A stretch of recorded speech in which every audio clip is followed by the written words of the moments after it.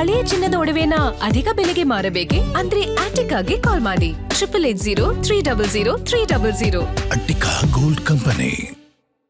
ಮೇಕೆದಾಟು ಕುಡಿಯುವ ನೀರು ಯೋಜನೆಗೆ ತಮಿಳುನಾಡು ವಿರೋಧವನ್ನ ವ್ಯಕ್ತಪಡಿಸ್ತಾ ಇದೆ. ತಮಿಳುನಾಡು ವಿರುದ್ಧ ಕನ್ನಡ ಜಾಗೃತಿ ವೇದಿಕೆಯಿಂದ ಪ್ರೊಟೆಸ್ಟ್ ಅನ್ನ ಮಾಡ್ತಾ ಇದ್ದಾರೆ.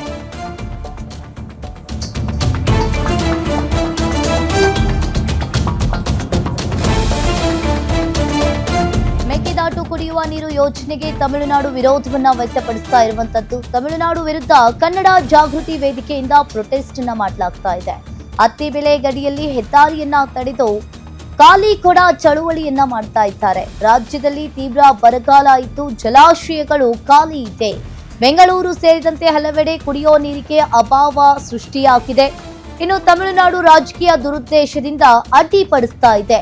ಇನ್ನು ಈ ಹೋರಾಟದಲ್ಲಿ ಮಹಿಳೆಯರು ಸೇರಿದಂತೆ ನೂರಾರು ಮಂದಿ ಕೂಡ ಭಾಗಿಯಾಗಿದ್ದಾರೆ.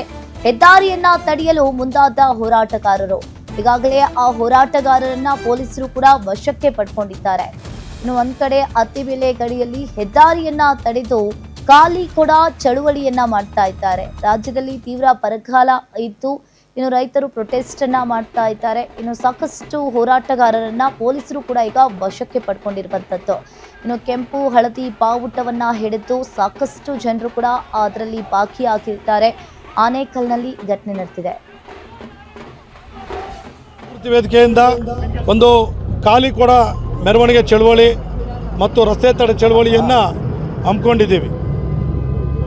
ಕಾರಣ ಇಷ್ಟೇ, ಕಳೆದ 2 ದಶಕಗಳಿಂದ ಬೆಂಗಳೂರು ನಗರ ಮತ್ತು ರಾಮನಗರ ಜಿಲ್ಲೆಗಳಿಗೆ ಕುಡಿಯೋದಕ್ಕೆ ನೀರು ಬೇಕು ಅಂತೇಳಿ ನಾವು ಹೋರಾಟವನ್ನು ಮಾಡ್ತಾಯಿದ್ದೀವಿ.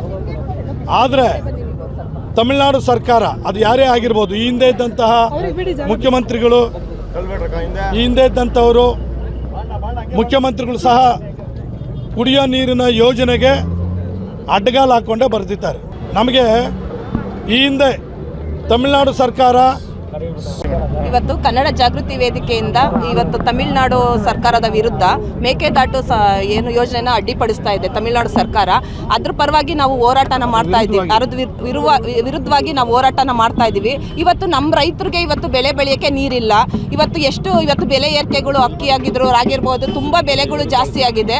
ಇವತ್ತು ನಮ್ಗೆ ಕುಡಿಯೋಕ್ಕೂ ನೀರಿಲ್ಲ. ಇವತ್ತು ಪಕ್ಕದ ಜೂಜವಾಡಿನಲ್ಲಿ ಇವತ್ತು ಕಾವೇರಿ ನೀರು ಹರಿತಾ ಇದೆ.